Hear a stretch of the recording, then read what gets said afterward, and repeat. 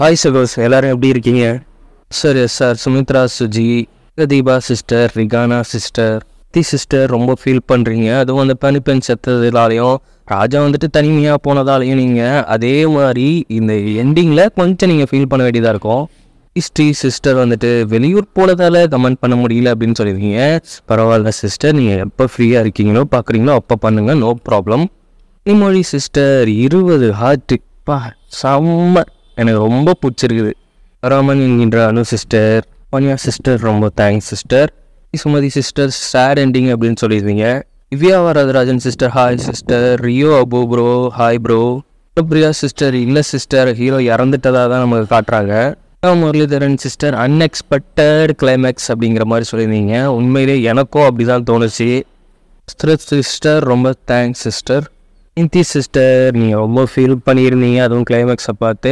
ஏன்னா 2 time mention பண்ணுறேன் அப்படின்னு பார்க்காதீங்க. 2 கமெண்ட்ஸ், அதாவது சொல்லாத கமெண்ட்ஸ்லாம் இந்த வீடியோவில் நான் சொல்கிறேன். அதனால தான் நாம் புதுசாக பார்க்க போகிற ட்ராமா ஒரு லவ் ரொமான்டிக், அப்புறம் ஃபைட்டு, அதுக்கப்புறம் அதிகமாக கிஸ்ஸஸ் இதெல்லாம் இருக்கிற ஒரு சைனீஸ் ட்ராமாவை தான் நம்ம பார்க்க போகிறோம். 80s கிட்ஸாக இருந்தால் என்ன மாதிரி மனசை தடப்படுத்திக்கங்க. எபிசோட் ஸ்டார்டிங்கில் நம்ம ஹீரோ தான் காட்டுறாங்க.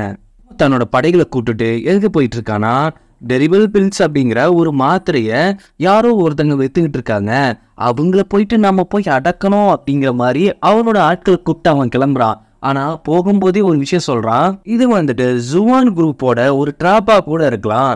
அப்படி அது ட்ராப்பா மட்டும் இருந்துச்சுன்னா அங்க இருக்கிற மொத்த பேத்தையும் என்னோட ஆர்டரின் படி நீங்க காலி பண்ணிடணும் அப்படின்னு சொல்லி தான் தன்னோட படையை கூப்பிட்டு போறான். 2 குரூப்ஸ் இருக்கும். ஒன்னு வந்து ஜுவான்ஸ் குரூப், இன்னொன்று வந்துட்டு ஹீரோட group quants group. Hero mask போட்டுட்டு அங்க ஆப்போசிட்ல இருக்க அந்த மாஸ்கை விற்க வந்தவங்க யாருன்னு பார்த்தா அது ஒரு லேடி. அவங்களும் மாஸ்க் தான் போட்டிருக்காங்க. ஒரு அழகான பொண்ணு போயிட்டு இந்த டேப்லெட் டெரிபிள் டேப்லெட்டை விற்க அனுப்பியிருப்பாங்கன்னு நான் எதிர்பார்க்கவே இல்லை. நானும் எதிர்பார்க்கவே இல்லை ஒரு ஹேண்ட்ஸமான ஆளா அனுப்பியிருப்பாங்க அப்படின்னு. ஓ, அப்போ நீங்க வச்சிருக்க மாத்திரம் உண்மையான மாத்திரை அப்படிங்கிறீங்களா? அதுல உங்களுக்கு எதுவும் சந்தேகம் இருக்கா அப்படின்னு அந்த லேடி வந்துட்டு நம்ம ஹீரோ கிட்ட அந்த மாத்திரையை சாப்பிட கொடுக்குறாங்க. அந்த மாத்திரையை அப்படியே சாப்பிட்டுட்டு இருக்கும்போது அவன் கரெக்டா கண்டுபிடிச்சிடறான் அது போலியான மாத்திரை அப்படின்ட்டு. அப்படியே அந்த லேடி கிட்ட பேச்சு கொடுத்துட்டு தன்னோட காவலாளிகள் வெளியே காத்திருக்க சொல்லியிருப்பான். நான் செய்க காட்டினோன்னே போதும், இது வந்துட்டு நம்ம ஆப்போசிட் எதிரியான ஜுவான் குரூப்போட வேலை தான் அப்படிங்கிற மாதிரி குரூப்பை வெளியே நிக்க வச்சுட்டு வந்திருப்பான். அவங்களுக்கு போயிட்டு ஒரு சிக்னலை பாஸ் பண்ணிட்டு வரான். அப்படியே அந்த லேடி கிட்ட பேச்சு கொடுத்துக்கிட்டே இருக்கும் பொழுது, நீங்க என்னவோ அந்த மாத்திரையை போலியா உருவாக்குன மாதிரி இருக்கு, எது போலியா அப்படின்னா இருக்கவே வாய்ப்பு இல்லையே, உங்களுக்கு தான் இந்த நாட்டோட பாதி விஷயம் தெரியுங்கிற மாதிரி பேசக்கூடாது. அது மட்டும் இல்ல, நீங்க வந்துட்டு ஜுவான் குரூப் அப்படிங்கிறது எனக்கு நல்லாவே தெரியும் அப்படின்னு ஹீரோ கத்தி எடுத்துட்டு கரெக்டா வெட்ட போறான். ஆனா ஆப்போசிட்ல இருக்கிற பொண்ணு அதை விட கொஞ்சம் தெளிவான பொண்ணு போல. அது என்ன பண்ணுது, அவங்க குரூப்ல இருந்துட்டு ஒரு சில ஆட்களையும் கூட்டு வந்திருக்கு. 2 குரூப்பும் மோதிக்கிறாங்க. இங்க அந்த பொண்ணும் ஹீரோவும் மோதிக்கிறாங்க. 2 பேரும் மாத்தி மாத்தி வால் சண்டை போற சீன் செம்மையா இருக்கும். அதுவும் 2 பேருமே தனக்குத்தானே சலைச்சவங்க இல்லைங்கிற மாதிரி கொலவெறித்தனமா அடிச்சுப்பாங்க. அப்படி அடிச்சுக்கும் போது ஒரு மூவ், அதாவது ஒரு மூவ் பண்ணும்போது அவங்க 2 பேர்த்துக்குமே அது தெரிஞ்ச மூவா இருக்கு. இதுல 2 பேருமே முகமூடி போட்டிருக்காங்க. இந்த மூவா அவங்க 2 பேரும் ரியலைஸ் பண்ணி அவங்க 2 பேரும் ஒரே அட்டாக்ல வரும் பொழுது அவங்க 2 பேர் முகமூடியும் அந்த அட்டாக்ல கீழே விழுந்தோடனே அவங்களுக்கு ஒரு குட்டி பிளாஷ்பேக் வருது. இவங்க தான் நம்ம சீரீஸோட ஹீரோயின். அவங்களும் ஹீரோவும் சின்ன வயசுல ஒன்னா இருந்து ஒன்னா பயிற்சி எடுத்த மாதிரி ஹீரோயினுக்குன்னா சரியான சாக்கு, ஹீரோவுக்கும் சரியான சாக்கு. ஆக மொத்தத்துல 2 லவ்வர்ஸ், அதாவது ரொம்ப காலத்துக்கு முன்னாடி பிரிஞ்ச 5 வருஷத்துக்கு முன்னாடி பிரிஞ்ச லவ்வர்ஸ் மறுபடியும் எதிரிகளா மீட் பண்ணியிருக்காங்க. இதுக்கப்புறம் என்ன நேரங்களாக போகுதுங்கிறத நாம போக போக பார்ப்போம். இதான் ரொம்ப எமோஷனல் ஆயிடுறா. 5 வருஷமா ஒன்னதான் நான் தேடிட்டு இருக்கேன், நீ எப்படி இங்க, நீ யாருன்னு எனக்கு தெரியாது, நீ யாருன்னு எனக்கு தெரியாது, பொய் சொல்லாத. இல்லை, இவ்வளோ நாளுக்கு அப்புறம் இப்போ எதுக்கு வந்த? 2 வருஷத்துக்கு முன்னாடி ஒன்று கண்டுபிடிக்கிறதுக்காக தான் நான் இந்த ஜுவான் குரூப்லேயே சேர்ந்தேன். ஆனால் நீ அங்கேருந்து போயிட்ட அப்படின்னு சொன்னாங்க. ஆனால் நீ இப்போ குவான் குரூப்பில் இருப்ப நான் நினைக்கவே இல்லை. நினைச்சல, இத்தோட இங்கேருந்து போயிடு, என் பக்கமே நெருங்காத. அது எப்படி உன்னை விட முடியும்? உன்னை எப்படி நான் விட முடியும்? இங்கே பார், நான் உனக்குள்ளே இருந்த காதல் எல்லாம் செத்து போச்சு. ஏன் நானே செத்துட்டேன்னு கூட நினச்சிக்கோ. இனிமேல் என் பக்கமே வராதங்கிறப்ப ஹீரோயின் இருந்துட்டு விடவே மாட்டேங்கிறா.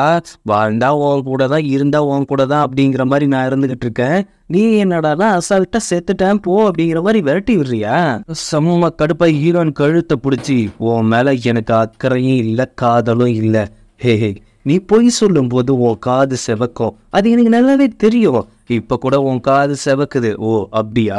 அப்ப இவ்வளவு நாள் கழிச்சு மீட் பண்ணிருக்கோம்ல, எனக்காக ஒரு உதவி பண்றியா? என்ன உதவி பண்ணும்? என்ன உதவி பண்ணோம்? என் கண்ணு முன்னாடியே இனிமேல் நீ முழிக்கவே கூடாது. ஓ, புதுசா நீ வந்துட்டு அந்த இளவரசி கல்யாணம் பண்ண போற, அதனால என்னை மறந்துட்டியா? அப்படியெல்லாம் ஒண்ணு, அவ எனக்கு ஏத்தவ, அதனாலதான் நான் கல்யாணம் பண்ணிக்க போறேன். மற்றபடி உன் மேல எனக்கு எந்த ஒரு காதலுமே இல்லை. அந்த கல்யாணம் எப்படி நடக்குது அப்படிங்கிறத நான் பாக்குறேன் அப்படின்னு ஜெகன ஓடி வந்து கழுத்துல கிஸ் பண்ணிடுறா. ஹீரோவோட தள்ளி விட்டு, இதுதான் என்னோட காதலோட அடையாளம். உன்னால முடிஞ்சா நீ கல்யாணம் பண்ணிக்க போறிய, அந்த பொண்ணுகிட்ட இதோட போய் நில்லு, என்ன ஆகுதுன்னு பாக்குற அப்படிங்கிற மாதிரி ஹீரோயின் செம்ம மாசம் சொல்லிட்டு இருக்கா. அதே நேரம் ஹீரோனோட குரூப் மாதிரி ஹீரோ குரூப் பிடிச்சிட்டாங்க. அவங்களெல்லாம் கொண்டு போட சொல்லி ஹீரோ சொல்லும்போது கரெக்டாக ஹீரோயின் வந்துட்டு அங்கே ஒரு பாம்பு பாக்ஸ் இருக்கு, அதில் நெருப்பு பொருத்தி போட்டுருவேன், செத்தா எல்லாருமே தான் சாகலாம் அப்படின்னு சொல்கிறப்ப அவங்களெல்லாம் விட்டுடுங்க அப்படின்னு ஹீரோ அவன் ரூமுக்கு போயிட்டு அவ வச்ச அந்த முத்தத்தோட கரையை பார்த்துக்கிட்டே இருக்கான். அது மட்டும் இல்லாம அது ஹீரோயின் போட்ட ஒரு டாலரை அவன் போட்டு அதை பார்த்துக்கிட்டே தான் இருக்கான். இன்னமும் அவளை மறக்கல, ஆனா ஏதோ ஒரு விஷயத்துக்காக அவளை தள்ளி வைக்க ட்ரை பண்ணிட்டு இருக்கான். ஜெயனை பார்க்கும்போது ஒரு குட்டி பிளாஷ்பேக் காட்டுறாங்க.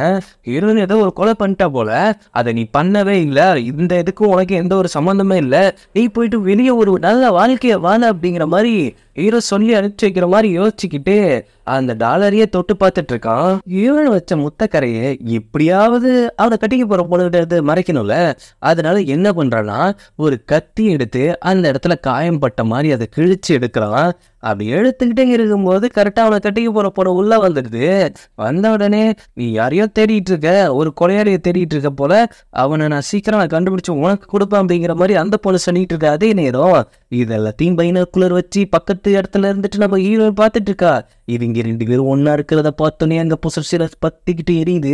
மட்டும் இல்லாம இவ கொடுத்த மொத்தக்கைய என்ன பண்ணி வச்சிருக்கான்னு பார்க்கும் பொழுது அதான் அவன் கத்தியால கீறி வச்சிருக்கதை பார்த்து செம்ம கடுப்பாகுறா. இவங்க 2 பேரும் ஒன்னா அந்த திருமண பிளானை போட்டுட்டு இருக்காங்க, அதாவது இவங்க மேரேஜுக்கான பிளானு.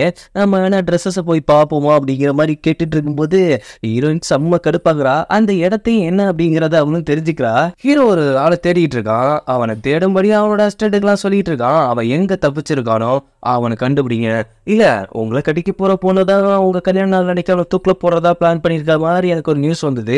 ஓ அப்படியா? அப்போ அவங்க கிட்ட இருந்து அவங்களை காப்பாத்தி நம்ம தான் கொல்லணும் அப்படிங்கிற மாதிரி ஹீரோ பேசிட்டு இருக்க விஷயத்த ஹீரோயின் கேட்டுறா. அந்த பேரையும் நோட் பண்ணிக்கிறா. கொஞ்ச நேரத்துக்கு அப்புறம் ஹீரோ கட்டிக்க போற பொண்ணும் ஹீரோவும் அந்த ட்ரெஸ் செலக்ட் பண்ற, அதாவது இந்த மேரேஜ் ட்ரெஸ் எல்லாம் போட்டு பார்க்கறதுக்காக வச்சிருப்பாங்களா, அந்த இடத்துக்கு போயிட்டு இந்த ட்ரெஸ் எல்லாம் எடுத்து செலக்ட் பண்ணிட்டு இருக்காங்க.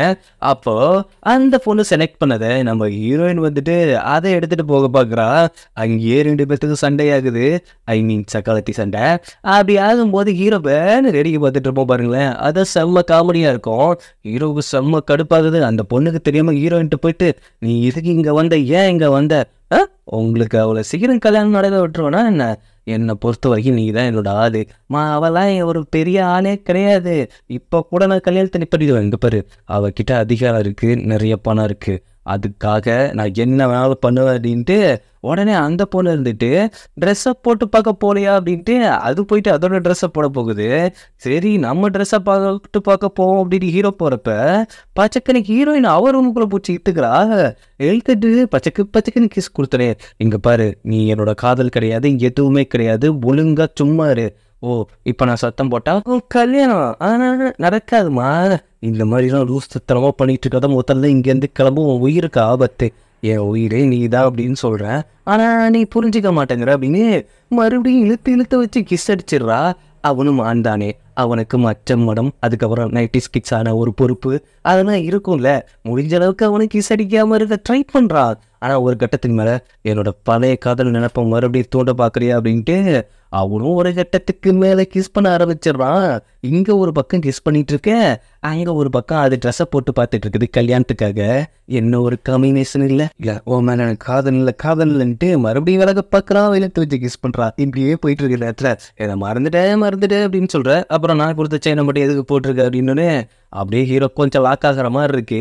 ஆனால் இங்கே ஏதோ சத்தம் கேட்குதே அப்படின்னு அவனை கட்டிக்க போகிற பொண்ணு என்ன பண்ணிட்டு இருக்கு, ஏதோ சத்தம் கேட்குது, என்ன விஷயம், நான் அங்கே வரட்டுமா, இல்லை இங்கே நீ வர வேணா அப்படின்னு ஹீரோ பயந்தடிச்சிட்டு இருக்கிறான். ஏன்னா வந்த மாட்டிப்பால. உடனே இங்கே ஹீரோ சமாளிச்சுட்டு வெளியில் வரும்பொழுது அந்த ட்ரெஸ்ஸை, கல்யாண ட்ரெஸ், ரெட் கலர் ட்ரெஸ்ஸை 2 பேருமே போட்டு வந்து நின்றுட்டு இருக்காங்க. ரொம்ப அழகாக இருக்கீங்க. கொஞ்சம் நேரத்துக்கு முன்னாடி பையபில் கிஸ் பண்ணிட்டு இங்கே ஒன்றும் தெரியாத போல மாதிரி வந்து நின்றுட்டு இருக்கான். ஆனால் அங்கே ட்விஸ்ட் என்னன்னா, ஹீரோயினும் அந்த பொண்ணு மாதிரியே ட்ரெஸ்ஸை போட்டு வந்தோடனே அதிக 2 பேத்துக்கு மறுபடியும் சண்டையாக போகுது. அந்த பொண்ணு வந்துட்டு உன்னை கொல்ல போகிறேன் அப்படின்னு அட்டாக் பண்ண வரும்போது ஹீரோவே அட்டாக் பண்ணி கீழே தள்ளுறான். அவன் பொய்யாதான் அட்டாக் பண்ணியிருப்பான் அப்படிங்கிற மாதிரி நானும் நினச்சேன். ஆனால் பையன் போல உண்மையாகவே அட்டாக் பண்ணியிருப்பான் போல. ஹீரோயின் ரத்த கக்கி அந்த இடத்துலையும் தான் காதலோட ஒரு பார்வை பாருங்களேன், அது நல்லா இருக்கும். அப்படியே மயங்கி வீந்துடுறா ஹீரோயின். கட் பண்ணி நம்ம ஹீரோயினை தான் காட்டுறாங்க. மயக்கத்துலேருந்து இப்போதான் இறந்திருக்கிறா. ஹீரோ அவனோட அசிஸ்டண்ட்டை சொல்லிட்டு அவளை ஒரு இடத்துல கப்பல் ஏற்றிட்டு வந்துடு, அவளை இனிமேல் இங்கே வரவே வேணாம் அப்படின்னு சொல்லிட்டு அவளை முழுமையாக அனுப்பிச்சி வச்சுட்டு வந்துடு அப்படிங்கிற மாதிரி சொல்லி அனுப்பிச்சி வைக்கிறான். ஹீரோயின் எழுந்து பார்த்தோன்னே, ஹீரோ எழுதின விஷயம் அங்கே இருக்கு. அந்த விஷயத்த பார்த்தோன்னே அவளுக்கு ஒரு நினப்பு வருது. ஹீரோயின் ஏதோ ஒரு கொலை பண்ணியிருக்கா. ஆனால் அதை ஹீரோ ஏற்றுக்கிட்டு, நீ போயிடு, நீ இனிமேல் திரும்பி இங்கே வரவே வராத, உனக்கான ஒரு புது பேரை வச்சுக்கோ, நீ கரெக்டான வாழ்க்கையை வாழ, உனக்குன்னு ஒரு எதிர்காலம் இருக்கு, என்னை பற்றிலாம் நீ கவலைப்படாத, என்னை தேடி வராத அப்படிங்கிற மாதிரி அவன் சைல்டுஹுட்லேயே ஏதோ ஒரு விஷயத்துல ஹீரோயினை காப்பாற்றி அமுச்சு விட்டுருக்குறான். அதெல்லாம் ஹீரோயின் யோசிச்சு பார்த்துக்கிட்டு அவரோட ஹேர் பின்னை வச்சு அந்த வண்டி ஓடிக்கு போகிற ஹீரோட அசிஸ்டண்ட் கழுத்தில் கத்தி வச்சுக்கிற மாதிரி வச்சு, இப்போ எங்கே போயிட்டுருக்க, இல்லை அவர் சொன்ன இடத்துக்கு நான் போகணும், இந்த மாதிரி நீங்கள் காணோம் அப்படின்ட்டு உங்கள் குரூப்பில் நேரம் தேட ஆரம்பிச்சிருப்பாங்க. அவங்க போயிட்டு ஹீரோ ஒரு பிரச்சனை பண்ணி நீ இருக்கிற இடமே இல்லாத மாதிரியும் அவர் உன்னை கொன்ன மாதிரியும் ஒரு பிளானை போட்டிருக்காரு, அதனால நீ இங்கேருந்து தப்பிச்சு போ அப்படிங்கிற மாதிரி அவன் சொல்லிகிட்டு இருக்கான். ஆனால் அங்கே ஹீரோ வந்துட்டு இவன் வந்துட்டு குரூப் ஆச்சு, அவங்க வந்துட்டு ஷூ குரூப்பு, அந்த குரூப் கிட்ட போகும்போது எங்கள் கான்ஸ்டபிள் ஒரு ஆளை காணும், தேவையில்லாமல் இந்த நேரத்தில் வந்து பிரச்சனை பண்ணாதீங்கிறப்ப என்ன தடுக்க நீ யாரா அப்படிங்கிற மாதிரி அவன் உள்ளே போகிறான். உள்ளே போனால் அங்கே 2 பேரோட பிக்சர் இருக்கு. அதில் ஒருத்தன் பிக்சரை மட்டும் பார்த்துக்கிட்டு அதில் என்ன விஷயம் நடக்குதுன்னா, ஹீரோயினுக்கும் அந்த ஆளுக்கும் ஏதோ ஒரு பிரச்சனை வர மாதிரியும், அப்போ ஹீரோ வந்துட்டு அந்த ஆளை குத்துன மாதிரியும் அப்படிங்கிற மாதிரி ஒரு சின்ன பீச்சை மட்டும் காட்டுறாங்க. அப்படியே கோவப்பட்டு அந்த போஸ்டர் கிளிக்கும் பொழுது ஷூ குரூப்போட ஹெட்டு, அதாவது இப்போ ஹீரோ மாதிரி இருக்கிறவங்க அங்கே வந்த உடனே அவர் மேலே உனக்கு என்ன அவ்வளோ கோபம், அது மட்டும் இல்லாமல் நீ ஒரு தூக்குத்தண்டனை கைதியை தேடிட்டு இருக்கியாமே, எனக்கு நியூஸ் வந்தது, என்னோட கான்ஸ்டபிள் ஒரு ஆளை காணோம், அவங்கள தேடிக்கிட்டு இருக்கேன், தேவையில்லாமல் அந்த மாத்திரை கண்டுபிடிக்கிற விஷயத்த என்னோட டீமை நீ கொல்ல பார்த்த அப்படிங்கிறது கேள்விப்பட்ட. ஆமாம், உன்னோட டீம் வந்துட்டு நரித்தனமாக செயல்பட்டால் வேற என்ன பண்ண சொல்கிற, நான் நிறையோன்னு நினச்சி வெட்ட போனப்பா, ஆனால் உன்னோட ஷூ குரூப்புன்னு தெரிஞ்சிருந்தா நான் இன்னும் வெட்டாமல் விட்டுருக்க மாட்டேன், ஏதோ தப்பிச்சிட்டிங்க அப்படின்னு சந்தோஷப்படுது அப்படிங்கிற மாதிரி இவங்க 2 பேரும் ஊட்டிக்கிட்டு இருங்க. அதே நேரம் என்னோட கான்ஸ்டபிள் இங்கே அவளை நான் கொல்லுட்டேன் அப்படின்னு சொல்லும்பொழுது செம்ம கடுப்பாயிட்டு அந்த ஷூ குரூப்போட ஹெட்டு வந்துட்டு நம்ம ஹீரோவோட சண்டை போட வரப்ப கரெக்டாக கூக்க போது ஹீரோயின் உயிரோட தான் இருக்கா அப்படிங்கிற மாதிரி வந்துடுறா. ஹீரோவுக்குன்னா செம்ம கடுப்பு, இவளை அமுச்சு வச்சமே ஏன் இவ மறுபடியும் இங்கே வந்து நிற்கிறா அப்படிங்கிற மாதிரி. ஷூ குரூப்போட ஹெட் இருக்கால, அவள் ஹீரோயின் மேலே வந்துட்டு ஒரு க்ரஷ் போல, அதனால ஹீரோயின் மேலே அக்கறையாக நடந்துக்கிறத பற்றி இங்கே ஹீரோவுக்கு பொங்குது. என்னதான்டா உன் கான்செப்ட்டு, அவளை லவ் பண்ணவும் மாட்டேன், ஆனால் வேற யார் கூடயாவது சிரித்து பேசினா கொஞ்சம் முறைக்க ஆரம்பிக்கிறேன், என்னதான் உன் கதை. ஆனால் ஹீரோயினோட பார்வை மட்டும் ஹீரோ பக்கம் மட்டுமே இருந்து அங்கே இருந்துட்டு அவன் இருந்துக்கிட்டு என்ன பண்ணுறான்னா, உனக்கு தேநீர்லாம் பிடிக்காதுங்க, அதனால உனக்கு ஸ்பெஷலாக ஒன்று எடுத்துகிட்டு வந்திருக்கேன், அதே மாதிரி ஹீரோவையும் நான் தப்பாக புரிஞ்சுக்கிட்டேன், அதனால உங்களுக்கும் தேநீர் எடுத்துகிட்டு வந்திருக்கேன் அப்படின்னு குடிங்க அப்படிங்கிற மாதிரி அவன் கொடுக்குறான். ஆனால் ஹீரோ என்ன பண்ணுறான்னா, இவன் மேலே இவன் இவ்வளோ அக்கறையாக இருக்கானேங்கிற கடுப்பை எப்படி காட்டுறதுன்னு தெரியாமல் கரெக்டாக ஹீரோயினுக்கு கொடுத்த கப்பை பிடிங்க அவன் குடித்தோடனே நம்ம ஷூ குரூப்போட தலைவருக்கு செம்ம கடுப்பாகுது. ஏன் இப்படி பண்ணுறீங்க, எதுக்கு இப்படி பண்ணுறீங்க அப்படிங்கிறப்ப, எனக்கு நீங்கள் விஷம் வச்சுருந்தீங்கன்னா அதை செக் பண்ண தான், பரவாயில்ல எந்த ஒரு விஷமும் இல்லை அப்படின்னு அந்த ஹீரோயின் மேலே ஊற்றிட்டு போயிடுறான். உடனே அவன் பதறிடுறான், உனக்கு நான் வேறு ட்ரெஸ் எடுத்துகிட்டு வரேன் அப்படின்ட்டு. அந்த ஷூ குரூப்போட தலைவன் நம்ம ஹீரோயின் மேலே இவ்வளோ அக்கறையாக இருக்கிறத பார்த்து எனக்கே ஆச்சரியமாக இருக்குப்பா. ஹீரோயினை பொறுத்தவரையும் ஹீரோ எப்படியா தடுத்து நிப்பாட்டியானோ ஹீரோ பின்னாடி தான் போகிறா. இந்த கதை எப்படி தெரியுமா இருக்குது, அவளை விரும்ப ஒருத்த அவள் பின்னாடி ஓடுறான், இவன் வந்துட்டு இவனை வேணான்னு நினைக்கிற ஒருத்தன் பின்னாடி ஓடிட்டு இருக்கா. இந்த உலகமே அப்படித்தான். ட்ரூவா லவ் பண்றவங்களை நம்பவே நம்பாது. அக்கறையா பின்னாடி வர்றவனோட அலைய வர்றவங்களை தான் பிடிக்குது போல. இது என்னோட பர்சனல் தாட்டில் பொதுவாக பசங்க புலம்புற விஷயம். அப்படி தேடி போயிட்டு இருக்க நேரம் நீ போகக்கூடாது, அவளை நீ கல்யாணம் பண்ணிக்க கூடாது, அதுக்கு நான் ஒருபோதும் சம்மதிக்க மாட்டேன், எனக்கு இஷ்டம் இல்லை அப்படின்னு ஹீரோ ஒவ்வொரு இடமா தேடி போயிட்டு இருக்கா. ஆனால் ஹீரோ ஒளிஞ்சிருந்து எப்படிலாம் தவிக்கிறாங்கிறத பார்த்து அவனும் கொஞ்சம் கஷ்டப்படுறான். ஹீரோயின் பக்கத்தில் வந்தோடனே பிடிச்சி இழுத்து அப்படியே ஐ கான்டாக்ட் ஆகாது, கண்ணும் நோக்கி அப்படின்னு மேலே எரிஞ்சிட்டு இருக்க விளக்கு நம்ம ஹீரோ மேலே பட போக இருந்தா அவனை காப்பாற்றணும் அப்படின்ட்டு அவ குறுக்க போக, ஹீரோ இதை பார்த்து இவன் மேலே காயப்படக்கூடாது அப்படின்ட்டு அவன் அந்த அடி அவன் மேலே வாங்கிக்க. இப்படியே இவங்க 2 பேரும் ரொமான்டிக் லுக்கா விட்டுட்டு இருக்காங்க. அவளை அடியிலையும் தனியாக கூப்பிட்டு வந்து சொல்கிறான், நீ என் பின்னாடி வராத, என் கல்யாணத்தை நீ பட்ட எதுவும் பண்ணாத அப்படிங்கிற மாதிரி சொல்லிட்டு இருக்கான். ஆனால் நம்ம குரூப்போட அந்த ஹெட்டு வந்துட்டு ஹீரோனை தேடிட்டு வராங்க. அது ஒரு கோட்டை எடுத்துக்கிட்டு, ஏன்னா அவன் நினைச்சிட்டால டீ ஊற்றி, அதனால அவளை தேடிட்டு வரும்பொழுது ஹீரோ என்ன பண்ணுறானா கொஞ்சம் ரகடாக நடந்துக்க ஆரம்பிக்கிறான்.